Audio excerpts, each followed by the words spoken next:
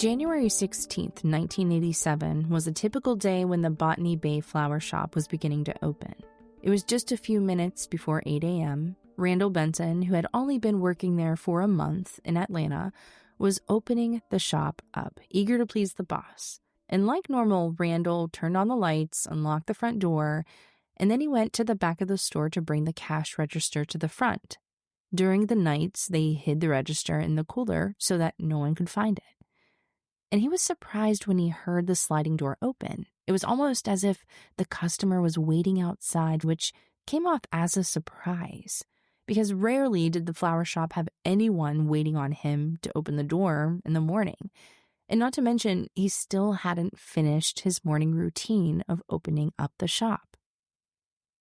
Today, we are continuing the story from last week about the tragic death of Lita McClinton, an African-American Atlanta socialite who met her death when she opened her door at her Atlanta townhouse in the early morning hours to a flower delivery man, or at least someone she thought was a flower delivery man. Fueled by greed and an unchecked ego, Jim Sullivan's desire for control didn't end with divorce papers. He wanted Lita erased. But how did he pull off a murder from another state? And how did investigators finally unravel the tangled web of deception? This is part 2 of Stolen Betrayal, the life and tragedy of Lita McClinton. We're about to dive into the twisted motives, the hired hitman, and the decades-long pursuit of justice for a woman who deserved so much more. And look, we know we said in part 1 that this would be the final episode, but there's just too many what the F's in this case to cram it into a 2-parter, so buckle up because we've got one more episode after this. It's a wild ride. I'm Ashley. And I'm Ricky. And this is Crime Salad. Let's recap. Let's do it. So in part 1, we uncovered Lita's life and her doomed marriage to the arrogant, selfish Jim Sullivan, a union destined for chaos. And where we left off, Lita was at a point in the marriage where she felt like she had to break free. Enough was enough.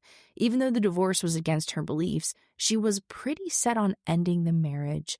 And I think we painted a relatively clear picture that Jim wasn't the kind of man who let go easily, at least if it wasn't his decision. And as you can understand, their divorce wasn't just messy, it was ruthless. Lita McClinton Sullivan filed for divorce from James Sullivan in August of 1985, and the divorce proceedings were contentious, particularly regarding the validity of a post-nuptial agreement between them. If they divorced, this would leave Jim still in control over all other assets and properties, which, Jim Sullivan, he had inherited a lucrative wholesale liquor distribution business, which was because of the mysterious death of his uncle Frank. And recently, he turned around and he sold the business for $5 million. And he owned a few properties too, including the mansion in Palm Beach, Florida, and also the townhouse that Lita lived in Atlanta, Georgia, and a few expensive things, including a Rolls Royce. Okay, so the post-nup agreement was $300 a month and then $30,000 annually for 3 years, right? Yeah. Wow, so $300 a month, that is like nothing for him. So what did Lita want out of this divorce? Because she couldn't have been happy with that. No. So during the divorce proceedings, Lita McClinton Sullivan, she sought a more substantial financial settlement than what was outlined in the postnuptial agreement. Initially, a court granted her $7,000 per month in temporary alimony. However, James Sullivan successfully petitioned to reduce the amount to $2,500 per month. And Lita was dissatisfied with this reduction. She pursued an even larger settlement, including ownership of the Atlanta townhouse, one of their Mercedes vehicles, and $200,000 in cash. These demands were central to the contentious nature of their divorce proceedings. The tension between Lita and Jim reached a breaking point, and soon it would spiral into something far more dangerous than anyone could ever imagine. That morning on January 16th, 1987, Lita was in bed with her thoughts, and she probably was thinking about the hearing that was supposed to happen later that day. It was the hearing where their postnuptial agreement would be decided, and her attorneys told her that the jury would most likely decide in her favor. This probably pleased Lita, but what she probably wanted most of all was just to end the nightmare of a marriage. She was exhausted of all the things that her soon ex-husband had put her through. Well, even in the marriage, she was given an allowance and kept on a leash. Not to mention he had multiple affairs. I mean, this dude literally only cares about himself. Exactly. Lita had been living in hell. And if you remember, Jim, he actually would hide his marriage with Lita from a lot of people, like people he worked with, his family even. And so on this day, Lita, she was very hopeful for this marriage to end, and she could finally get a fair amount of alimony. Meanwhile, back at the Botany Bay flower shop, Randall greeted his first customer of the day, and he noticed a white Toyota parked in the parking bay in front of the store. And the car had North Carolina license plates, which is kind of odd since the story takes place in Atlanta, Georgia.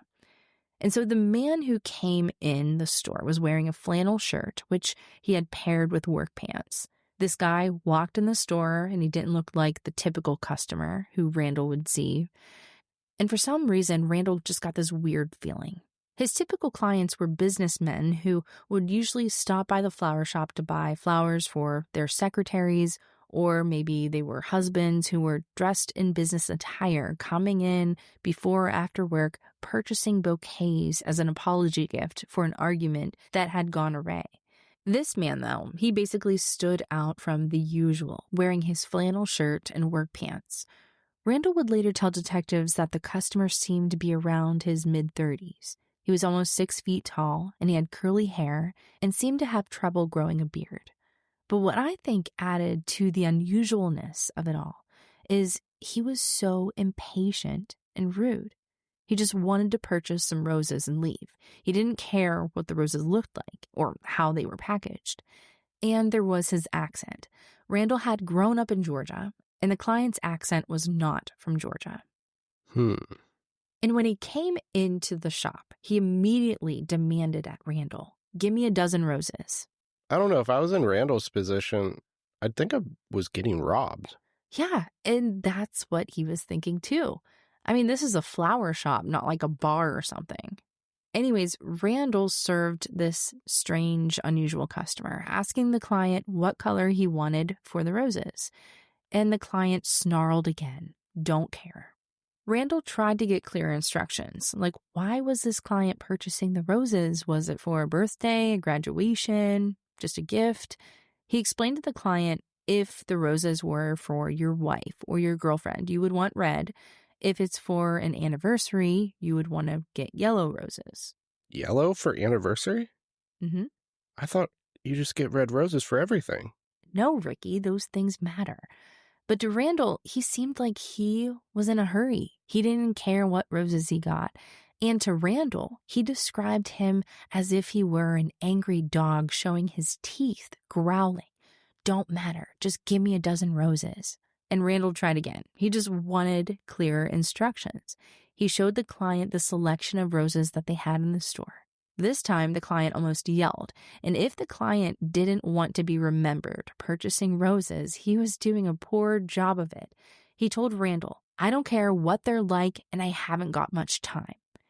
He seemed about ready to jump over the counter and grab the roses himself. Randall just picked up 12 pink roses, and he questioned the client again, "Would you like them in a box or in water?" This time the client replied with 2 words, "A box." God dang, I'm getting flashbacks to working in retail. Exactly. And poor Randall, he's just trying to do his best. And he continued to take his time. He started sticking wires into the roses' heads to keep them from drooping, but the client wasn't happy with Randall's thoroughness. "You don't have to do that," he barked. Again, Randall tried to explain. He said, "Well, if I don't, they're not going to hold up." The client knew nobody would care if the roses drooped as soon as he shot his gun. "It's not a problem," he roared. Wow, so barked, growled, and roared. This guy's a real animal. Well, you know what I mean. Randall instantly obeyed. Only 5 of the flowers had been secured with wire, and Randall, he didn't do the other 7. He just placed all pink flowers in a long white box. Then he tied the box with a pink satin ribbon. When Randall began to stick on a decorative sticker with the store's name and address, the man stopped him. The man didn't respond when Randall asked him, "Do you want a card?" He only searched his pockets, looking for change. And when he didn't find the $25 needed to purchase the roses, he went and spoke with the other passenger in the white Toyota, the one with the North Carolina plates. Randall couldn't see a lot of the passenger, but he could tell the passenger was male. When the rude client asked the Toyota passenger for money, the passenger started searching for the cash through what it seemed to Randall to be rolled up sleeping bags. The rude client returned with the $25, which he threw on the counter, and then he left without saying a word. The rude client didn't even ask for a receipt. Way to stay under the radar.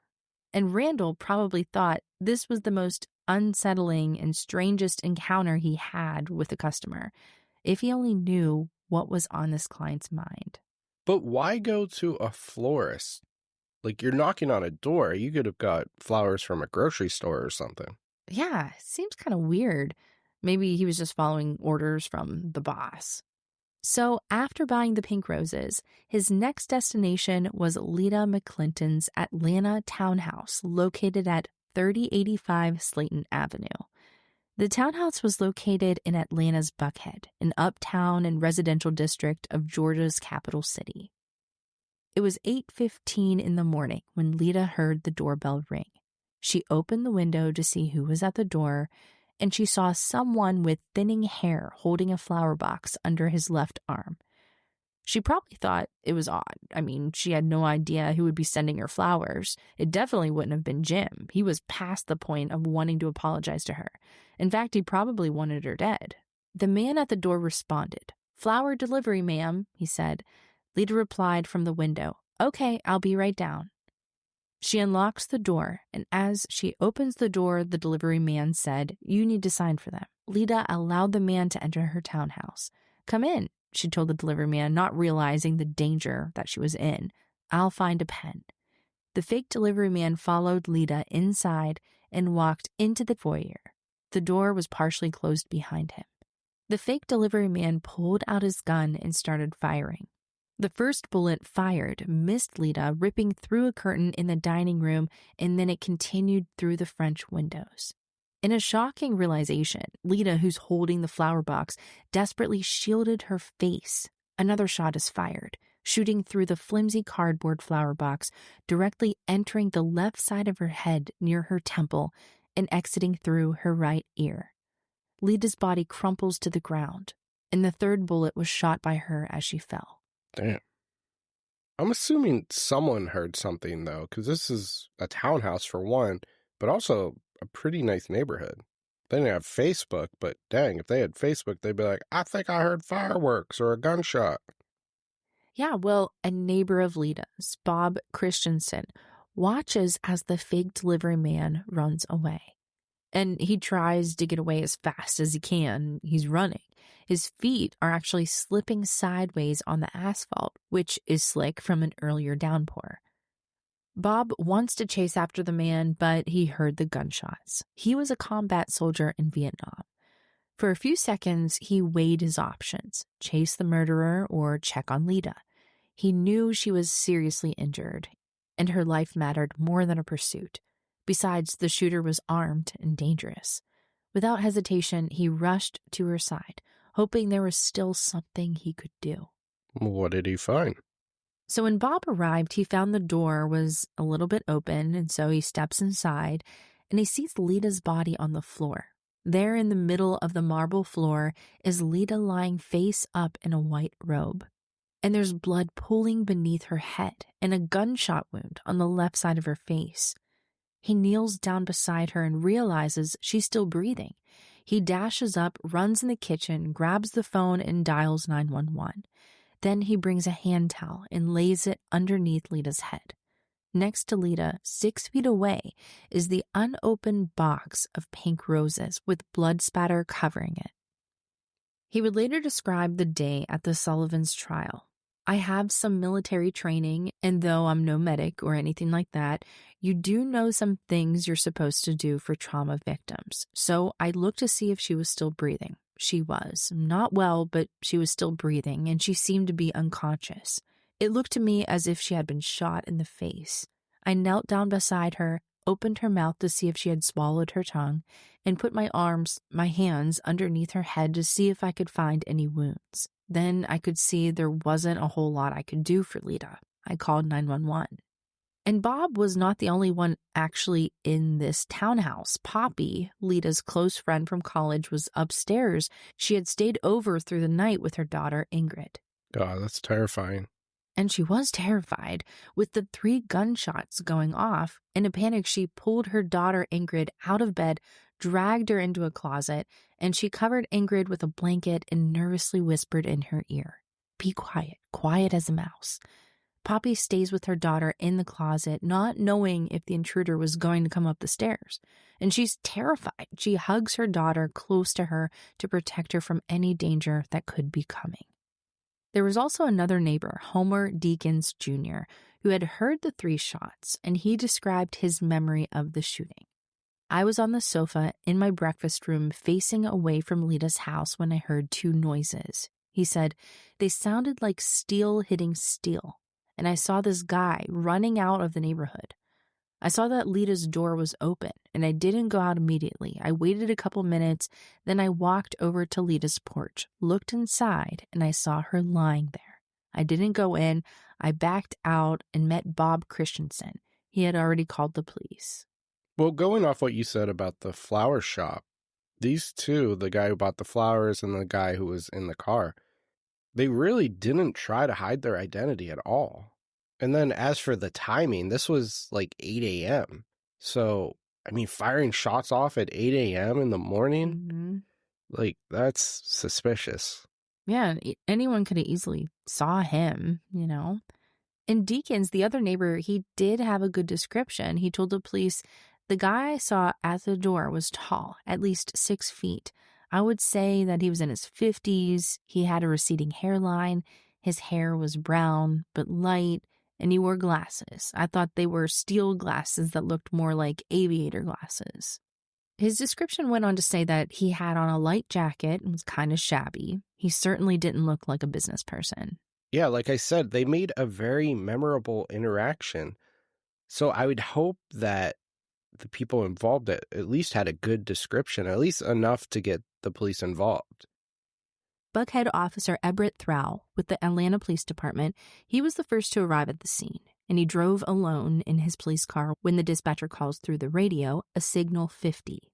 In Atlanta, a signal 50 indicated someone had been shot, and thankfully he wasn't that far away and only took him about 2 minutes to get to Lita's townhouse. As he gets closer to the townhouse, he sees a man waving him down. It's the neighbor, Bob, desperate for the police to arrive. So Bob had been Lita's neighbor for a while, and he always saw himself as a protector of Lita, mainly because he knew that she lived alone, and he also knew that she was going through a messy divorce. When the officer stops the car, he follows Bob into Lita's brick townhouse. Bob's talking really fast, and the officer is having difficulties keeping track of what Bob is saying. He could understand a few words like delivery man, flowers, and gunshots. Then, when he makes it into the hallway and finds Lita's body, she's barely alive, and there's swelling around the bullet wounds. He knows the ambulance is on their way, but there's not much the officer can do except wait. He gets on his knees beside Lita, and he holds her hand. He says in a calm voice repeatedly, "Hold on, it's okay. Everything's okay. Hold on, just breathe." And she squeezes his hand. She was well aware that she had been shot, and it's horrible because she's suffering, really. Once the ambulance sirens were heard, Poppy, the friend upstairs, felt relieved, and she felt safe enough to go downstairs. She wanted to see if Lita is okay. Poppy quietly creeps towards the top of the staircase and stares down the stairs. She sees Lita's legs, and they're not moving. Officer Thrall sees her at the top of the stairs, and he's astonished to see that someone else is in the house. What are you doing up there? Not knowing if maybe she had something to do with the shooting. So this was Poppy, right? I think she was staying the night with her daughter to support Lita. Yeah. Mm-hmm. Which would be absolutely tragic and frightening. The officer asks her what happened. She's a little frightened to reply. He's the first person that she sees. For all she knows, he could be the shooter, even if he's a police officer. She's a little hesitant when she answers. I'm hiding with my daughter, she said. She then says in a soft and fearful voice, Is Lita okay? Officer Thrall then realizes that Poppy is not a suspect. She and her daughter are victims too. They had to live through a traumatic event. He answers in a sad tone. She's alive, barely. Oh my God, I feel so bad for the daughter having to experience all of that. How terrifying. Yeah, I know. And once Poppy spoke to Officer Thrall, she makes a call to Lita's mom. Lita's mom, Joanne, was actually getting ready to visit the hospital to visit her mom, and she got the unthinkable news. Poppy on the phone, she couldn't even get the words out. All she could do was sob. And through the sobs, she was able to get out, It's Lita, Lita's been shot. Lita's mom didn't understand what was happening. She couldn't really understand what Poppy was saying through her sobs. And when she hears that her daughter has been shot, Joanne yells into the phone, What? What's happening? However, Poppy was crying too much. She couldn't say much of anything else. She hangs up with Poppy and calls her husband, Emery Sr. She snatches her purse and her keys. She gets into her car to drive to Lita's home. And Emery Sr. is also en route too. During the drive, Joanne wonders what occurred. She's thinking maybe it was a robbery. She wonders maybe someone shot her daughter in the arm or the leg. But when Joanne arrived at Lita's house, the ambulance was already on their way to the hospital with Lita inside. Emery Sr. had arrived before her and was already following the ambulance. They drove to Piedmont Hospital, which was the same hospital where Lita was born. The ambulance arrived at the hospital at 9:11 a.m., almost an hour after the fake delivery man rang Lita's doorbell. At 9:39 a.m., Joanne and Emery Sr. received the bad news. The doctor starts out with, I'm sorry. That's all Joanne hears. And that's the worst news that you can possibly get as a parent. Yeah, their baby just died, and you don't even know what happened. When they heard the news, Emery Sr., he knew immediately who the murderer was. He said, It was that son of a bitch, Jim Sullivan. They, Emery Sr. and Joanne, they knew from the start that Jim Sullivan was trouble. They thought of the past, reviewed the events in their minds, and thought of the different ways they could have kept Lita, their precious daughter, from marrying Jim, her would-be killer. But they wondered how he did it. He was 1,000 miles away in Palm Beach, Florida. Valencia, Lita's sister, learned from her mother of Lita's death. Valencia said, I knew instantly Jim had done it.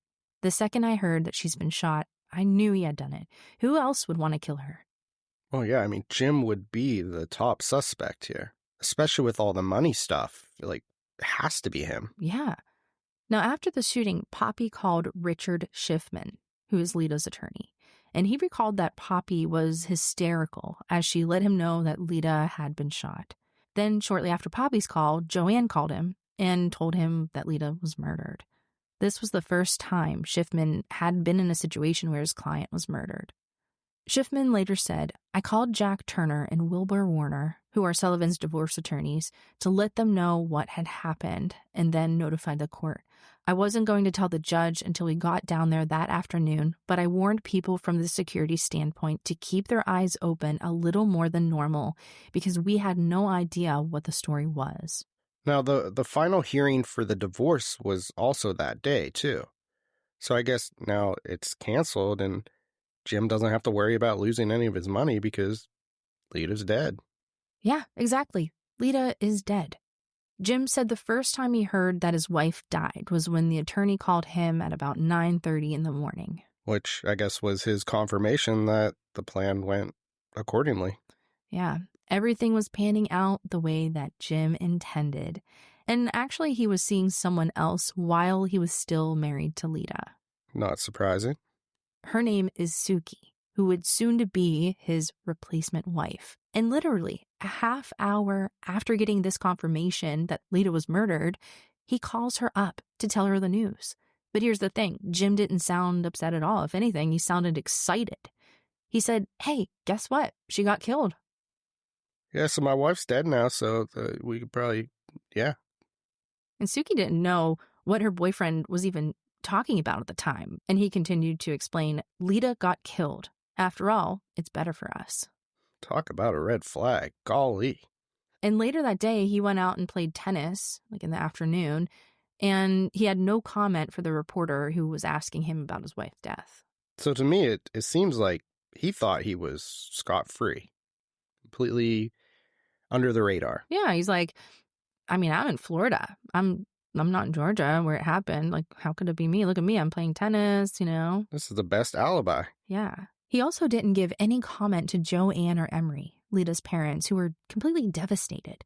They never received a phone call from him. He never sent them a card or even flowers or anything. Instead, his first wife, Catherine, and his children from his first marriage, if you remember them, they called the parents and showed their sympathy. The children adored Lita, and they were upset with her death.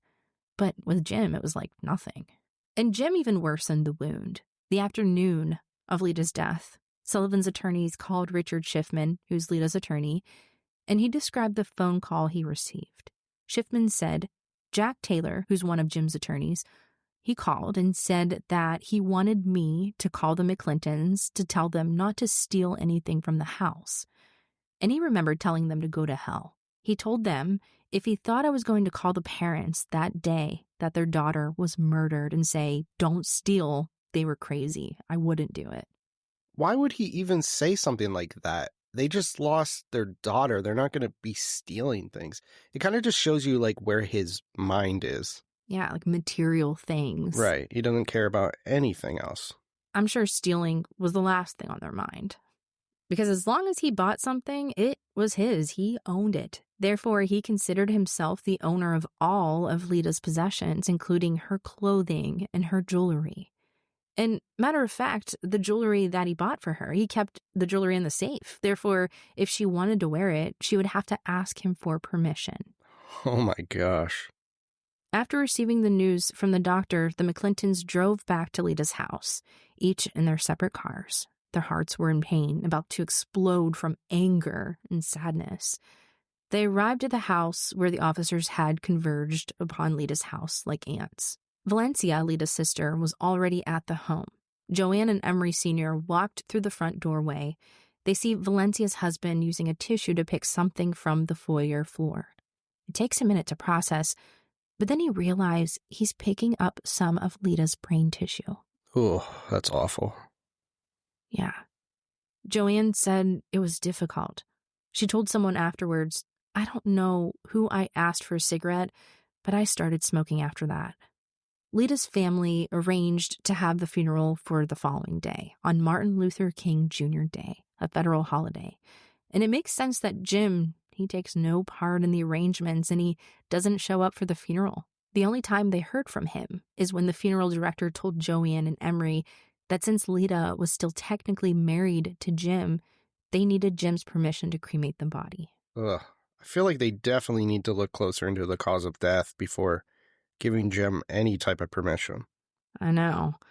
Valencia, she remembers that her husband Jeff had to make the call to Jim to get permission. Since Jim was still legally her next of kin, her family couldn't have her cremated without his approval, she explained. And she said her husband called down to Palm Beach to speak with Jim. And she'll never forget the look on Jeff's face when he came back into the room. He was in shock. He said, "I can't believe that man." It was like he didn't even care.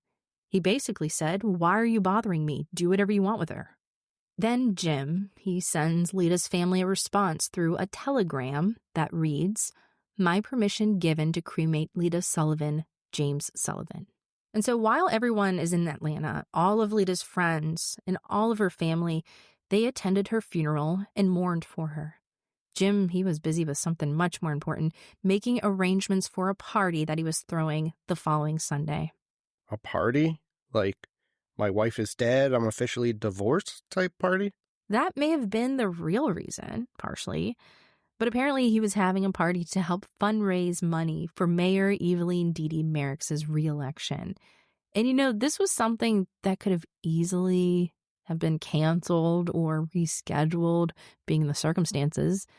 Mayor Merrick's would have understood. However, the thought never crossed Jim's mind. The show must go on, Ashley. He did make one important phone call. When Catherine, his first wife, found out that Lita had died, she had called him to make sure of the news. Her phone call reminded him that he needed to call his parents before someone else called them. And he makes the call short to his parents. He tells them that his new wife was murdered. But they actually didn't even know that he was married to Lita in the first place. Oh, so he wasn't very close to his parents, I'd assume. Right. And Jim and Lita, they were married for a while, more than a decade. Dang. And if you think all of Jim's actions were insensitive and inconsiderate during this time, he added in some sprinkles to his concoction too. So during the week following Lita's death, Jim releases a statement. In this statement, he writes in a not-so-subtle way that Lita struggled with a cocaine addiction. He said her cocaine addiction may have been a motive in her murder. Apparently, Lita had dabbled in cocaine, but she didn't have an addiction. However, Jim took advantage of this fact, and when the autopsy report showed Lita had traces of cocaine in her system, Jim said the report added more support to his theory. He basically said Lita was involved in a drug deal that went wrong. And he also accused Lita of stealing diamonds from the safe. He knew that in her affidavit, which was taken before the final divorce hearing, that she acknowledged she had taken the diamonds from one of her necklaces because she knew that she was going to need the money for her attorney's fees. But Jim failed to mention that part of the story. Instead, he said Lita wanted the diamonds for money to feed her cocaine addiction. So not only now is his wife dead, but he's reaching for all of these excuses, tainting her name, and I don't know, he just didn't need to do all that. And for all we know, he could have easily given her cocaine somehow just so that it is in her body. Right. But he acted so innocent when he told the police about the diamonds. He said, if that isn't the definition of someone in need of money for a bad habit, then I'd like to know one.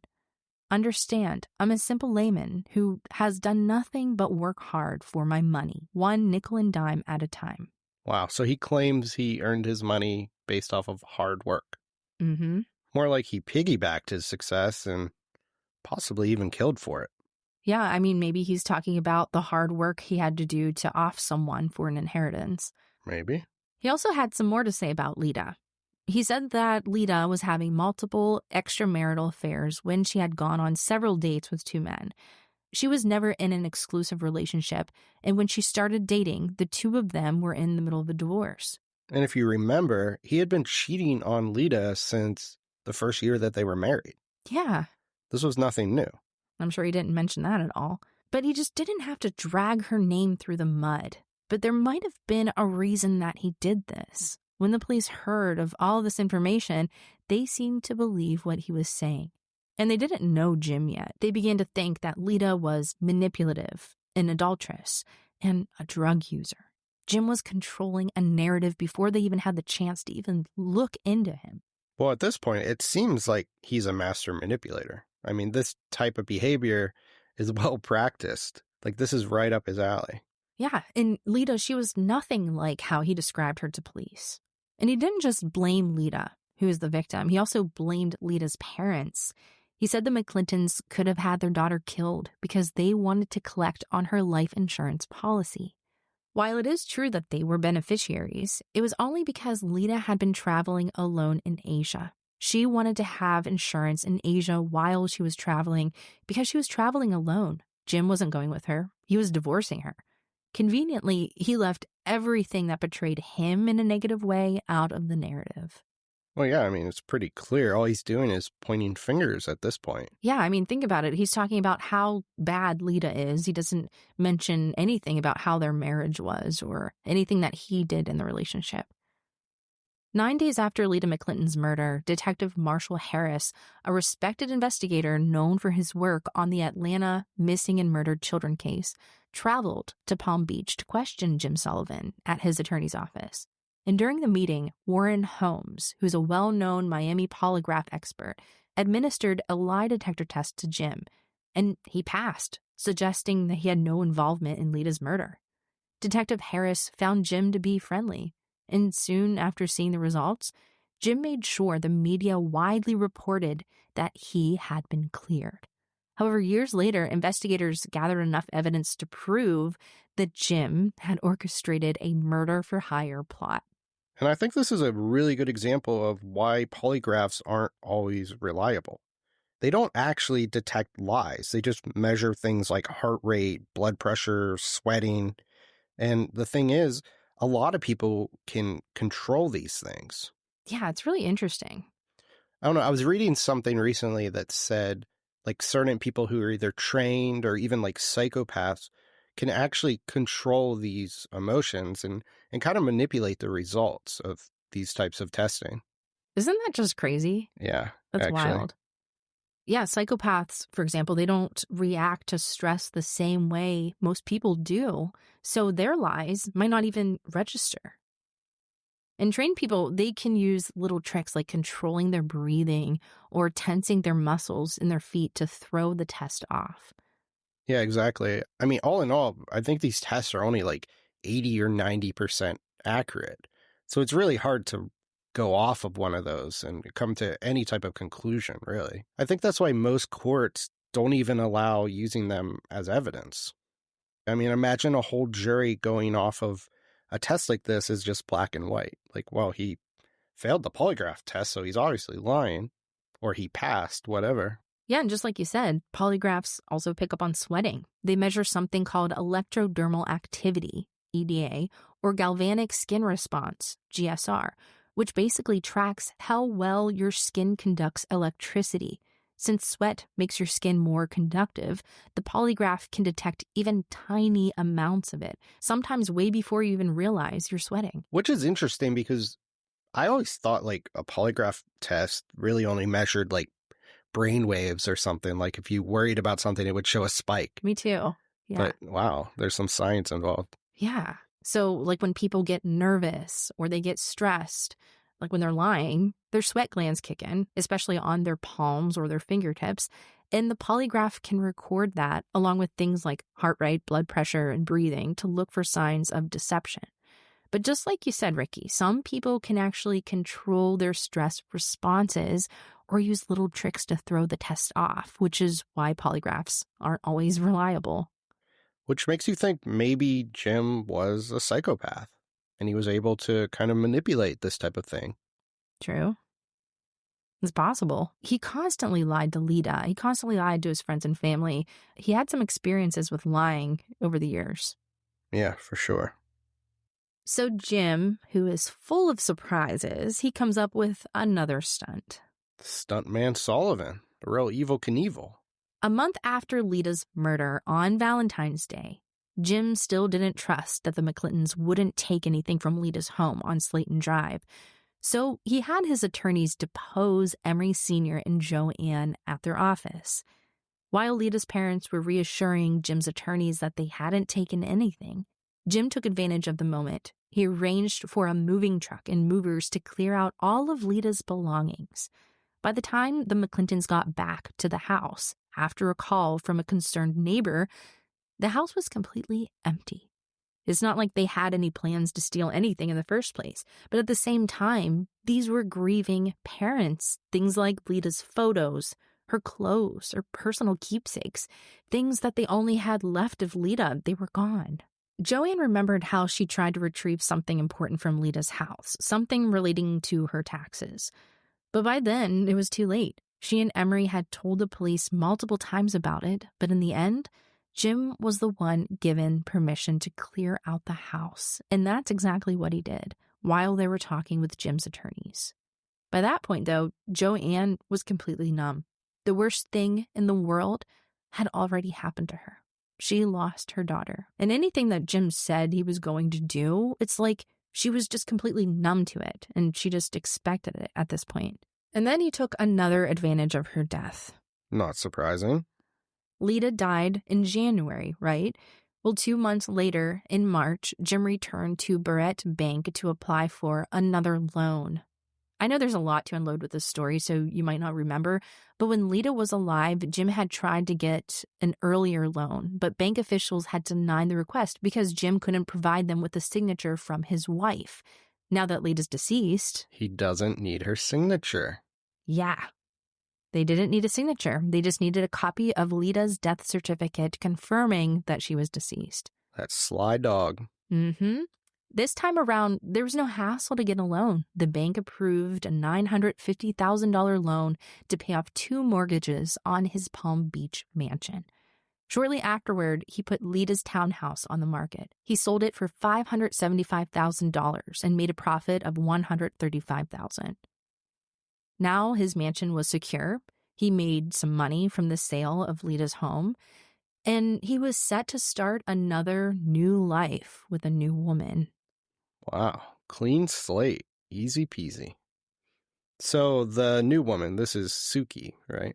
Yeah, Suki, who we previously mentioned, and they began dating and sleeping together while Jim was still married to Lita. She was the new replacement, basically. Members of the Palm Beach could tell that there was something off about Jim. One resident, Jonathan Commander, said, "I never heard anything nice about the guy. He stalked the women over there. He had a particular taste for Eurasian women, and if there was anyone of that description around, he'd be hovering over her. He was not very socially acceptable, and although you are surprised when anyone kills somebody, I think anyone that knew him, the first thought they had was he did it." So at some point, the police, they started realizing that maybe they have been looking in the wrong place. They were coming to their senses too. They realized that Lita's death seemed to be a little too convenient for Jim. Well, he almost got away with it, but stuntman Sullivan's not too sly. Yeah, I mean, it's about time. After 4 months after Lita's murder, the Atlanta police got a big break. They were able to subpoena Jim's phone records from the previous year. So while they're going through the records, they made a startling but exciting discovery. On the day Lita was murdered, January 16th, Jim had received a collect call from a Georgia number at 9 o'clock in the morning. This would have been immediately after Lita's murder. So why would Jim receive a phone call from someone in Georgia at this time? He had told Atlanta police that he learned of his wife's death later in the day, not less than an hour after the shooting occurred. Well, I mean, that's a break in the case. Yeah, you would think. And they tried to figure out who made this phone call. Detective Harris, he tried calling the number, but the number just rang and rang. And there was no one answering the phone. There was no answering machine, or what we would know today as a voicemail. But that didn't stop Detective Harris. He tries again and again. Then, finally, someone picks up. The voice on the other end said, "Hello?" Detective Harris replied, "Good morning. I'm wondering if you could tell me whose number this belongs to." The voice at the other end laughed. "I have no idea. I just picked it up. This is a payphone." If he couldn't find out who had the number, he could at least get the location. He found out from the person who answered the payphone that the phone was located right off the highway near Sewanee, Georgia. This location was about 40 minutes away from Lita's townhouse, which was the same time it would have taken for the killer to reach the payphone after the shooting. It made sense that someone had called Jim to let him know that Lita was dead. Sounds like a pretty good clue to me. But I can't help but to think, wouldn't it have been funny if he was caught because it was like a collect call? Like, remember there was an old commercial that they had a baby and they were like cheap? So he made a collect call from "Atta baby, it's a boy." Atta baby is a boy.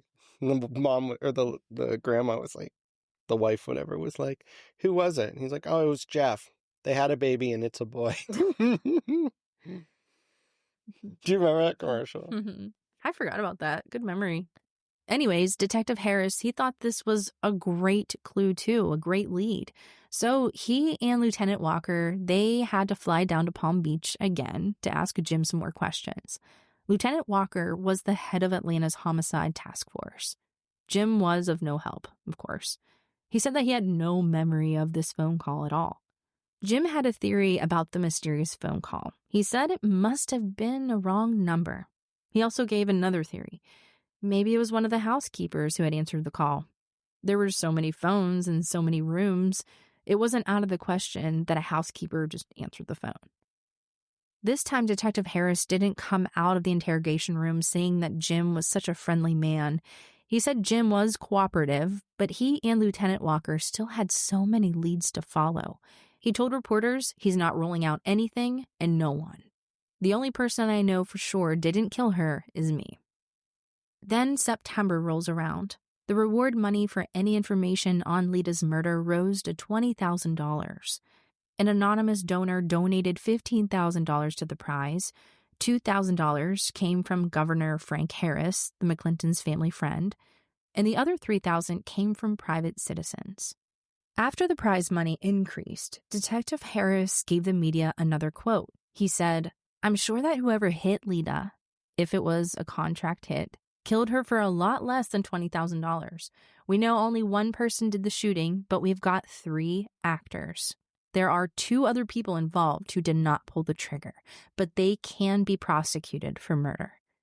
Detective Harris wanted to instill fear in those who were involved in the killing. I've always wondered if those types of rewards actually work. Did it work in this case? Yeah, I know. I wonder that too. But no, unfortunately, it didn't. While the Atlanta police are investigating the case, Jim and Suki, they get married on September 15th, 1987, 8 months after Lita's murder. It's Jim's 3rd marriage, and it's Suki's 4th wedding. Wow. Soulmates. Made for each other. They had the wedding at the Royal Poinciana Chapel. It was a small ceremony with a few friends. And this marriage was different than his other 2. So before Suki got married to Jim, she had a catch. She told him she was not going to be his 3rd wife if none of their Palm Beach mansion belonged to her. She added that when her ex-husband had refused to add her name on the deed to their home, she had started an affair with Jim. So later that day, on the day of their marriage, both Jim and Suki went to the municipal building where Suki watched her new husband sign papers, making her a co-owner of their home. Jim fought long and hard to avoid giving Lita any money or having any of her own possessions. Everything was his, and he reminded her of that all the time. But on this first day of his marriage to Suki, Jim makes her a co-owner of the house. It makes you wonder what's different with Suki compared to Lita and Catherine.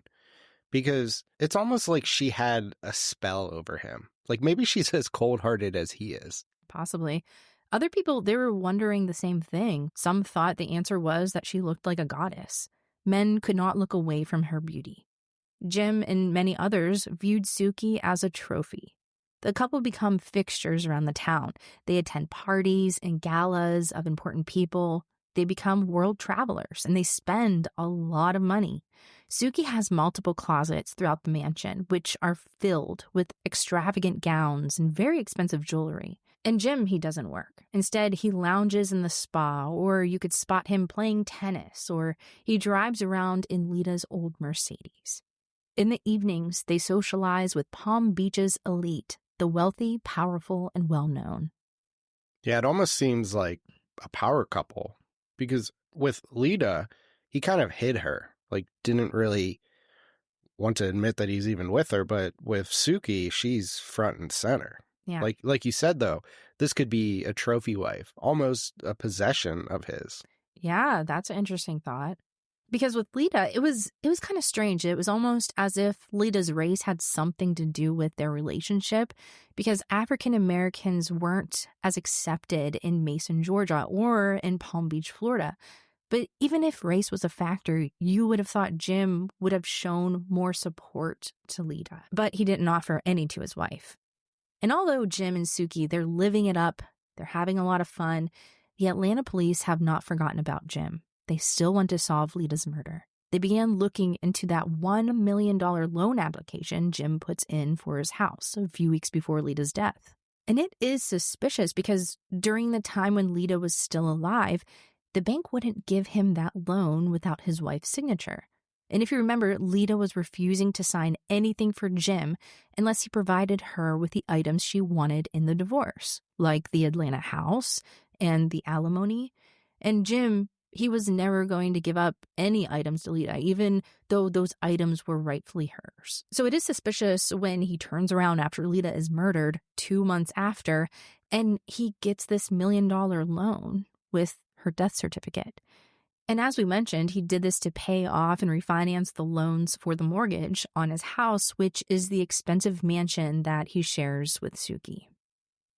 And when the Atlanta police found out about this loan, officers asked the Florida State Attorney's Office to investigate the loan more, and they discovered that when Lita refused to sign the papers, Jim had listed himself as single on the loan application. Oh, that's suspicious. Single and ready to mingle. Yeah, while he was still married to Lita. It's kind of like foreshadowing. Mm-hmm. And there was more to this. So investigators found out that Jim had listed himself as married on his 1985 tax return and also having 4 dependents, even though Lita had filed for divorce by that time. And it had been years since his biological children have lived with him or even, seen him. Well, he needs those tax breaks. Yeah, because if you remember, his first wife, Catherine, she took the children and left before Jim had met Lita. When the bank discovered this lie, bank officials denied the loan. Hence, Jim had a big reason for wanting to kill Lita, that he didn't want to give up any of his money or belongings to his wife. While they had a motive, the Atlanta police needed proof to show that Jim was the mastermind. And this is cool because this gives another possible motive. So not only did he not want to give alimony or whatever to his wife, he also was going to financially gain from this also. Crazy. It is. So although the police were onto something, it seemed like there was a pretty clear motive. A year had passed, and the police didn't seem to be any closer to proving anything. Joanne told the media, "This tragedy has left an open wound that will be with us for the rest of our lives. The apprehension of the person responsible is a daily concern." Now, when you put that into perspective, a daily concern, this has gone on for, a year now, waking up every morning, not knowing if the person who took your daughter's life will ever be held accountable. That kind of pain doesn't fade. It lingers. It just eats away at you. And you want answers. You just want something, anything to finally break the case. And then finally, a new clue emerges. A year after the murder, the Fulton County District Attorney's Office, they get a letter from a man named Johnny Austin Turner. Now, Fulton County covers Atlanta, so this is big. Turner isn't just some random guy. He is a police informant and a convicted forger sitting in a Georgia prison. And what he has to say, it changes everything. So I'm not sure we can trust a convicted felon, but what did he say? So Turner's letter had interesting details. He writes about how he met with an old pal at an Atlanta bar when he was out on parole in April of 1987. This pal's name was Thomas Bryce Henley. Henley, who was with a black man, was carrying a wad of cash and doing some bragging, the kind of bragging that you shouldn't be bragging about. He talked about doing a hit on a black woman who lived in Buckhead a few months beforehand. Okay, this sounds familiar. Yeah, so the Atlanta police, they believe the only Buckhead woman it could be was Lita. Immediately, Detective Harris, Detective Jackson, Atlanta Police, and Special Agent Robert Ingram, who were with the Georgia Bureau of Investigation, rushed to ask Turner some questions. When the detectives arrived, Turner told them that Henley looked like the sketch they had of the driver, the same person who had purchased the pink roses. Now, at first, Turner didn't know who the black man was. Then the detectives showed him a photo lineup of 6 black men. Turner looked at each of the 6 photographs very carefully. Then he pointed to picture number 5 as the black man he saw in the bar with Henley. That picture was of Marvin Marble, Poppy's ex-husband. What? Poppy's ex-husband might have been involved? According to Turner. God, his own kid was in the house. Yeah. So the Atlanta police, they weren't very sure what the evidence showed. Maybe now they had the identities of every man involved in the killing, but they needed to investigate further because it's common for inmates to rat on each other, hoping that in exchange they will receive a free pass out of prison. or a lesser sentence. It doesn't help that Marvin, who was once questioned, denied everything. And when the detectives investigate further, they find nothing connecting Marvin to Henley, except for Turner's story. And to see if maybe there was something missing from Turner's story, Robert Ingram, a Georgia Bureau of Investigation special agent, he asked for Turner to take a polygraph test. Turner's responses show that he was lying repeatedly. When the officer sees this, they throw Turner's story to the side. Oh man, what a waste of time. Seems so close. Now, was this just to throw them off? It could have been, but like I mentioned, a lot of inmates try to do this to try to, get a lesser sentence somehow, or because they're done, like there's no other chance for them to get parole or to get, a lesser sentence. So this might be like their last chance. Okay. So people, they may have been suspicious of Jim, like neighbors, friends of Lita's, her family, but it didn't stop him from moving up in the ranks. And the Palm Beach Town Council unanimously voted to appoint Jim to a second 3-year term with the Landmarks Preservation Commission. And they made him chair of the commission. This meant that any Palm Beach residents who wanted to renovate their house or property had to go through Jim. And as you know, Jim loved to have power. Well, he definitely liked power, but I feel like that also was his downfall. Power made him delusional. Yeah, and the power actually got to his head. We'll explain this even more. So 18 months after Lita's death, July of 1988, Jim, he starts to run low on cash. Suki, she's spending a lot of the money, and she's comfortable having this lavish lifestyle. And so he gets another idea. Don't tell me it's another hit for money. Well, this time his stunt involves his very own daughter, his oldest child, who's now 22 years old, Deirdre. He gets in contact with her, which was probably a little surprising. She's now 22 years old, and he wanted nothing to do with her growing up. So Jim wants his daughter to sign away her claim to a trust fund. There's a problem. Deirdre never even knew that she had a trust fund in the amount of $15,000. Could you imagine what that conversation would be like? Hey, you have a trust fund that's worth $15,000. Can you sign it back to me? You know what Benjamin Franklin said, right? Nope. A penny saved is a penny earned. So I guess Jim, he was a strong believer in Franklin's quote. Seriously, though, Deirdre thought her father's ask was very odd. She also wanted to find out more about this trust fund. So she hired a lawyer, and the lawyer finds out that Jim had started a trust fund for each of his 4 children in 1980, and the funds were started by the mortgage payments he collected on the Mason house. But now he wanted the money. But Lita was supposed to be the trustee of the fund. And Deirdre is supposed to have the money in the trust fund when she turns 21. Well, now she's 22. Yeah, I mean, that's her money. Deirdre's attorney gives the court an explanation of what happened. He says, in the light of the lack of contact between the Sullivan family and James Sullivan, Catherine, Jim's first wife, and Deirdre were, at best, shocked, and at worst, suspicious about the letter and legal papers they had received from Mr. Sullivan. And the courts listened. Aside from Lita's murder, where Jim is the number one suspect, Jim has been in and out of court for multiple reasons, from trying to steal Deirdre's trust fund money, to suing contractors, to fighting unpaid parking tickets, and he's late with his taxes. The courts are tired of this guy. In April of 1989, more than 2 years after Lita's murder, Jim appears in traffic court for the 18th time. In 6 years, Jim had 11 speeding tickets and 7 other traffic violations. The judge was exhausted, and so he suspends Jim's driver's license for 5 years. This is just one example of how Jim let the power get to his head. Yeah, I mean, I like that example. Screw this guy. He needs consequences. He feels like he's completely above the law and everyone. Yeah, exactly. But even though the judge suspended Jim's license for 5 years, Jim ignores the suspension. He just continues to drive around town, no big deal. As for his children's trust funds, it wasn't the first time that Jim had stolen from his children's money.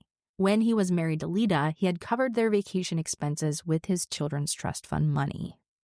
Back in Atlanta, the police, they needed extra help. So in the spring of 1988, they brought in FBI Special Agent John Kingston.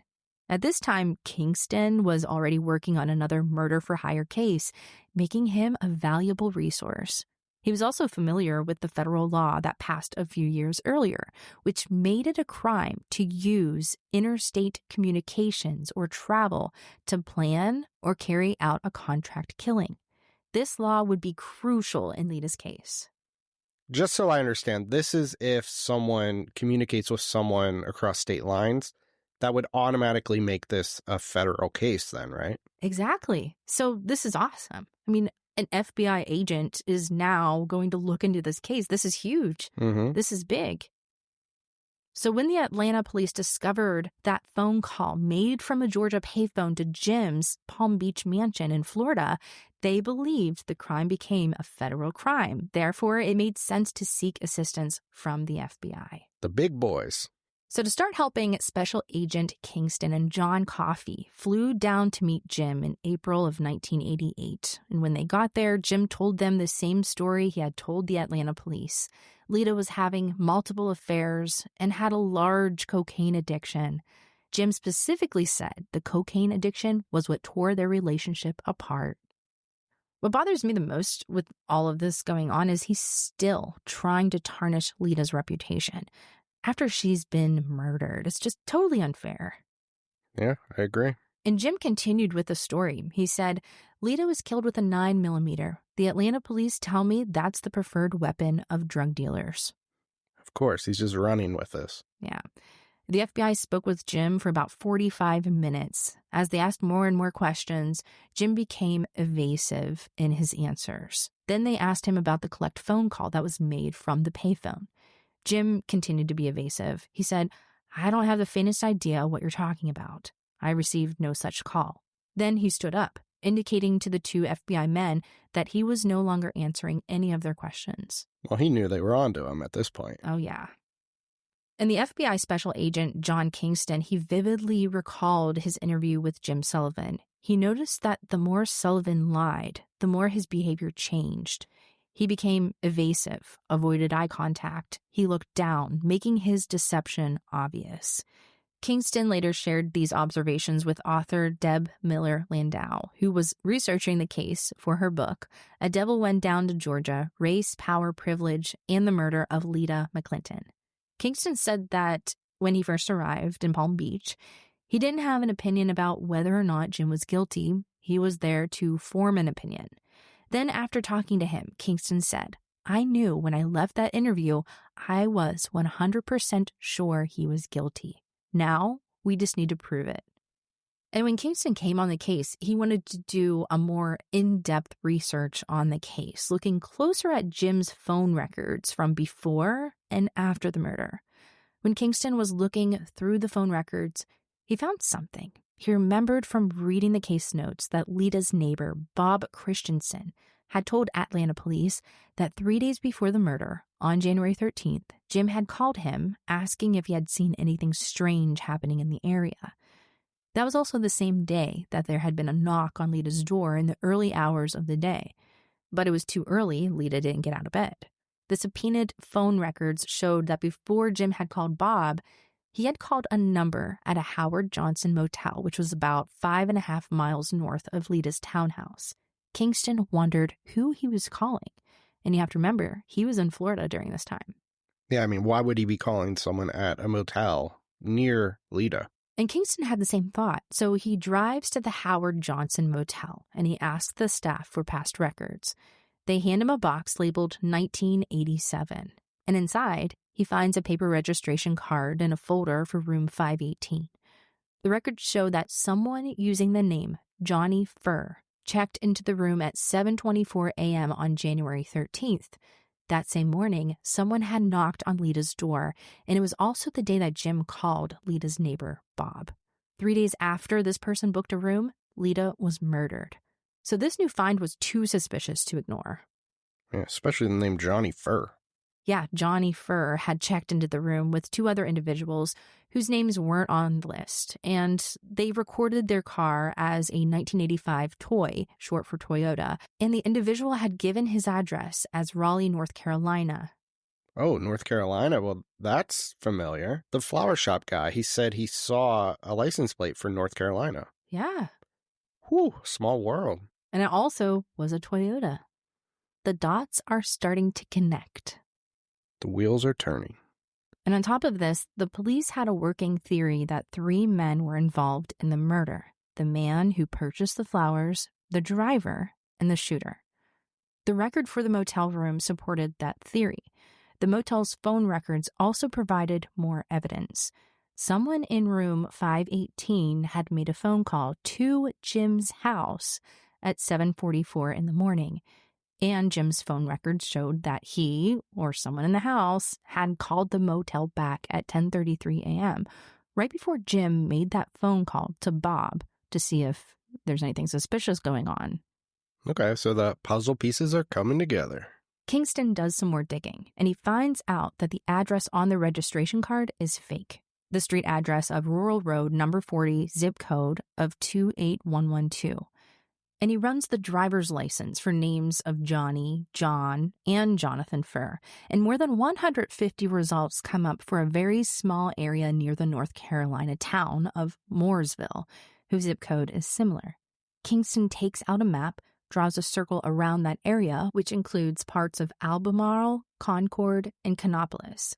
He knows that most lies always have some part of the truth, and he felt confident that the people involved came from within this circle. This guy was really good. I mean, he's been on the case for a short time, and he's already light years ahead of what the local police was able to do in a much longer period of time. Yeah, I mean, it's possible that the local police department were handling multiple cases at once, making it difficult to keep up with the demands of each investigation. But yeah, I agree. It's amazing that he was able to be brought onto this case. Kingston's next plan is to drive to North Carolina with another FBI agent, Todd Letcher. And they want to talk to people. They want to show them sketches to see if anyone recognizes any of the sketches that they have.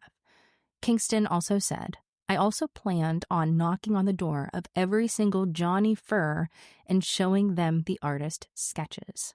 That's a lot of Johnny Furrs. 150? He's going to knock on all their doors. This dude is determined. Determined for sure. But Kingston never gets the chance to go to North Carolina because FBI rules require agents to get approval from the special agent in charge, which is the SAC, of the local field office. And in this case, it's Charlotte, North Carolina.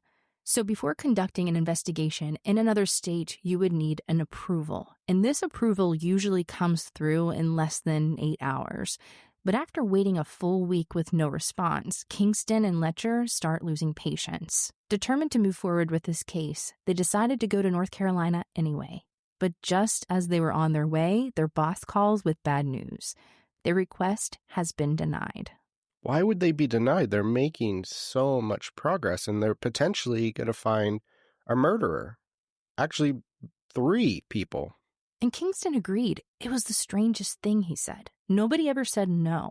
Of the 56 field offices in the entire bureau, we get the only one who won't let us come into their division. So what they do instead is they meet FBI agents from North Carolina at a Cracker Barrel near the state border, and the agents tell Kingston and Letcher that they will take over investigating the North Carolina part of this case. And Kingston knew the North Carolina agents were not going to put in as much work as he and Letcher had planned to do because they were just not as invested in the case. I mean, the two of them had planned to spend a week in North Carolina. So really, this isn't about, finding justice for Lita's family or getting Jim behind bars. This is literally a pissing match. Yeah, it seemed like there was a lot of ego involved. Like, this is our area, Seemed like it anyway. Good job, but we'll take over from here. Yeah. And Lita's poor family, while all this is happening, they're suffering because they just want justice. And the murderers who are behind Lita's death are free. And Jim may have been free, but he also had a talent for finding trouble. In March of 1990, more than 3 years after Lita's murder, Jim gets into a 3-car accident a few miles from his house. Now, Jim is not at fault. But when the police officers look at Jim's driving record, he notices something. Jim's driver's license is suspended. He shouldn't be driving for 5 years. And yet here he is behind the steering wheel. And Jim also had an expired registration and expired Georgia tags when he's living in Florida. So the police officer had to write him up a ticket. and Jim could have just paid the fine and the whole ordeal would have been over. But Jim had to make it a bigger deal than what it was. Well, of course he did. It's in his nature. So when Jim shows up to traffic court with Suki, he tells the judge that she was actually the one driving the car. So when the court officer swears Suki in, she also testifies under oath that she was the driver. With the confusion over the case, the prosecutor decided to drop the charge, and the judge dismissed it. But here's the twist. Before court, Jim had convinced Suki to take the blame for the ticket. What he didn't expect was that Frank Sarabino, a determined reporter, was in the courtroom that day, and he was there to ask Jim questions about Lita's murder case. But something about what he saw in the court didn't sit right with him. As he thought it over, it became more clear. Who was driving shouldn't have mattered in the first place. The ticket wasn't for a moving violation. It was for an expired registration and tag. So why go through all the trouble of switching up the story? Something wasn't adding up. So when Sarabino realizes that it really shouldn't matter who was behind the wheel, he becomes interested in finding out more about the citation. He finds the officer who ticketed Jim and asks him who was driving when he handed out the ticket. Let's just say the officer was a little annoyed with this question. He said, "Do you think I can't tell the difference between Suki and Jim Sullivan?" And it gets even better. The officer tells Sarabino that Jim was the only person driving that day. And he remembers the event very well because Jim was driving a Rolls Royce. And it's not every day that he tickets a driver of a Rolls Royce. As he looked into the situation more, he finds out that Suki doesn't even have a Florida driver's license. Now, just because the law hasn't caught up with Jim doesn't mean that they weren't investigating. In April of 1990, a federal grand jury convenes. Court officials want to see if they can get a grand jury indictment against Jim. The jury starts to hear witness testimonies to see if the prosecution has enough evidence to bring charges against Jim. The grand jury doesn't decide if Jim is innocent or guilty. The grand jury decides if there's enough evidence to bring a case against Jim. So the jurors, who represent a cross-section of the population in the area, listen to the evidence. They hear about the roses, where they were purchased. They learned about the phone records. They learned of the eyewitness accounts of the shooting and the Howard Johnson evidence. While it seems like there is overwhelming evidence, the jurors decide that all of this evidence is circumstantial. There is no physical evidence, like having a gun, or solid evidence of a hitman, or even hitmen. And police still aren't sure how many people are involved. And how disappointing for the McClintons, because they know that Jim is guilty. Yeah, this would be extremely exhausting because it seems like the police are so close. Like they have circumstantial evidence. Everything, looks to be like Jim is definitely guilty, but they just need to find that solid evidence somehow. According to an article from NPR that was written April 30th, 2023, the rate at which murders are solved has been decreasing for decades. But in 2020, the clearance rate of murder cases hit a new low at slightly below 50%, which is interesting. So a clearance rate refers to how often a case is considered solved, usually by making an arrest or identifying a suspect. Since the rate is declining, it means more murder cases are being left unsolved, which makes it harder for victims' families to get justice. Which cases could be very well similar to Lita's case. It's like they know who it is, they just need to get that evidence. Yet the Atlanta police are still working on Lita's case. Well, at least they aren't letting it go cold. So in Florida, Jim, he's facing financial hardships. When he moves to Palm Beach, he became pretty good friends with a man by the name of George Bissell. George was at Jim and Suki's wedding. So when George had asked Jim to invest in his business, Jim didn't hesitate. He invested $1.5 million in Bissell's company. Dang, that's a lot of money. Was this the Bissell vacuum? He sucked up all Jim's money. Well, that's a good guess. But no, Bissell was actually in the orchard and agricultural business in Apopka, Florida. George told Jim that if he puts money down now, he would get more than what he paid for when the expensive palms and orchids he purchased matured. Jim didn't know that this investment was actually an elaborate Ponzi scheme where early investors are paid when new people invest. Jim even became a spokesman for the company.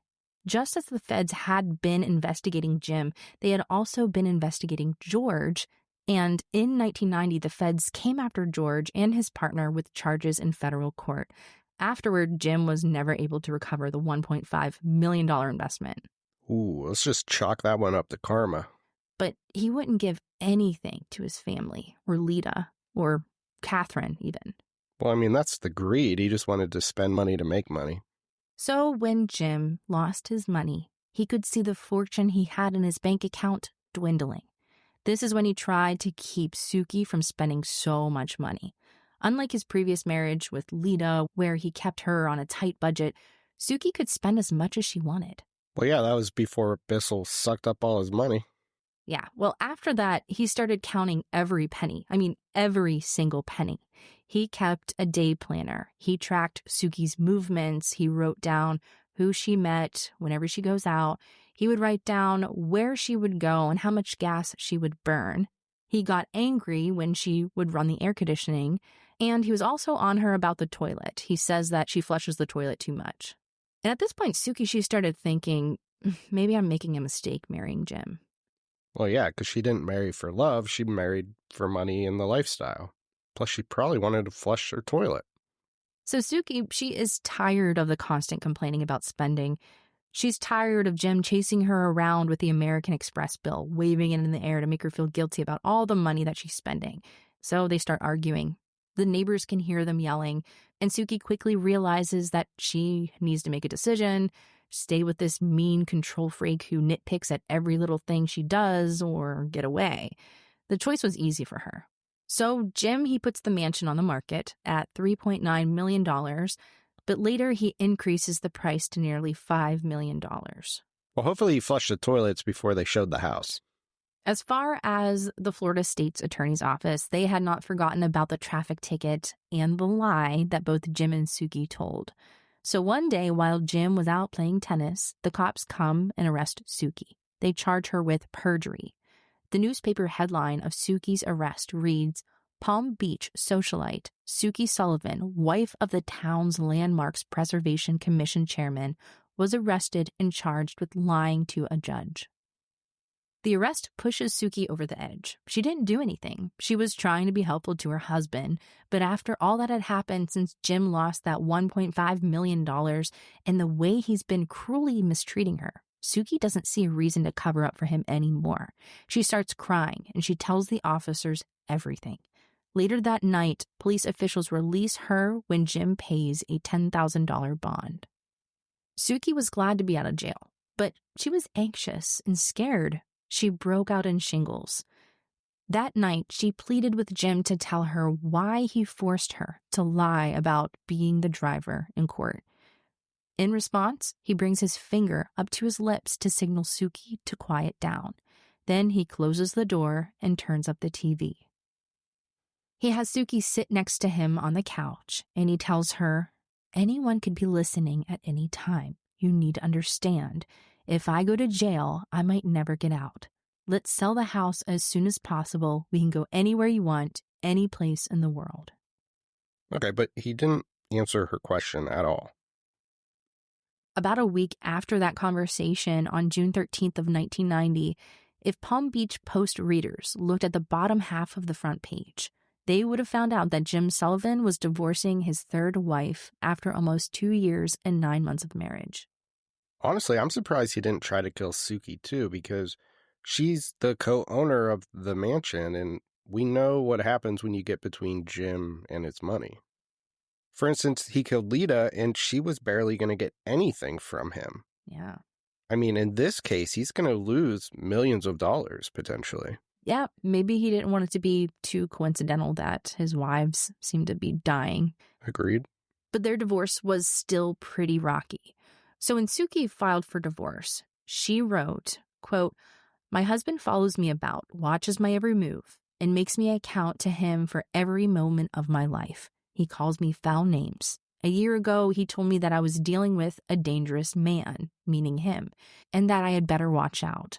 He throws things at me. His previous wife was murdered in Atlanta. His behavior is so aberrant and threatening to me. Albeit he has not hurt me physically, he has left me in a highly nervous state and very scared." Unquote. The divorce was contentious, but from the start, the judge said there would be no questions or discussion regarding Lita's murder. He pointed out Lita's case had nothing to do with this divorce case.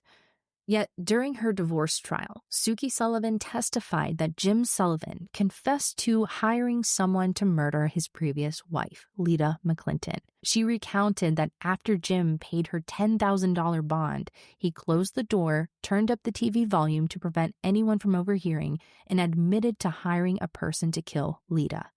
And Suki was feeling like he would go after her next.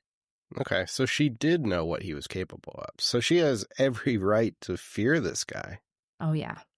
And the Atlanta police, they did hear what she said. They were watching the trial, and soon they'd be having her testify too.